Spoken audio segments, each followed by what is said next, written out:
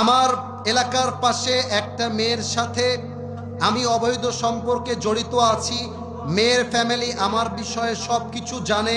আমার বেকারত্বর কারণে মেয়ের ফ্যামিলি আমার সাথে বিয়ে দিতে নারাজ। মেয়ের বাবা এখানে উপস্থিত আছেন।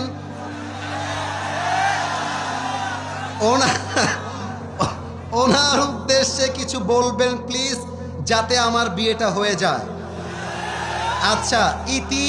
আচ্ছা থামো। ইতি মোহাম্মদ, না না না, একটু পেছনে যান, ওদেরকে দেখতে দেন, পেছনে যান। আচ্ছা, ইতি মোহাম্মদ রাশেদ সরকার, এলাকার নাম হচ্ছে ভেসি পশ্চিম মাস্টারপাড়া। আচ্ছা, মাস্টারপাড়ায় তার বাসা। সে যেই মেয়েরে ভালোবাসে, হ্যার বাপ নাকি এখানেই বসে আছে। বাবারে বাবা।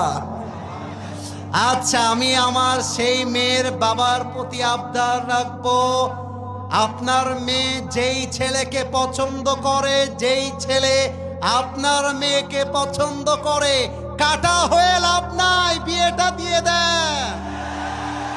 আরে মিয়া বিবি রাজি তো ক্যা করেগা। ছেলেও রাজি, মেয়েও রাজি।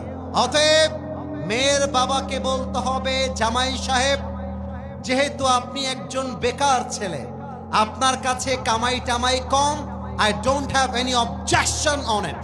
আমার কোনো অভিযোগ নেই জামাই সাহেব, তবে একটা আবদার রাখবো মেয়ের বাবা হিসেবে, আপনি আমার মেয়েকে বিয়ে করে রেখে দেন।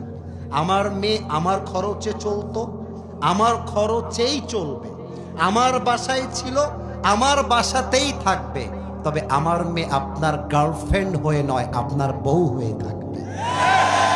আর যতদিন পর্যন্ত আপনি সফল না হচ্ছেন, all the responsibilities on me. I'm her father. I will take the responsibilities of my daughter. আমার মেয়েটা দায়িত্ব আমি সামলাবো। জামাই সাহেব, আপনি যখন চাকরি পেয়ে যাবেন, আপনি যখন ব্যবসায় সফল হয়ে যাবেন, আপনি আমার মেয়েকে রাজকুমারীর মতো বিয়ে করে হেলিকপ্টারে বাসায় নিয়ে যাবেন। এটা হবে মেয়ের বাবার কথা। এবার আসেন ছেলের বাবা কি বলবে। ছেলের বাবা বলবে, তুই আমার বেটারে মান সম্মান ডুবাই দিস না রে বাবা।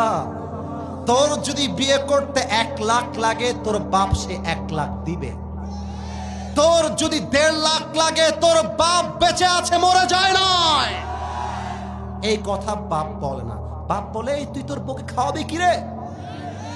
তোর ইনকাম নাই, ফকির নেই, তোরে বিয়ে করতে কে বলেছে?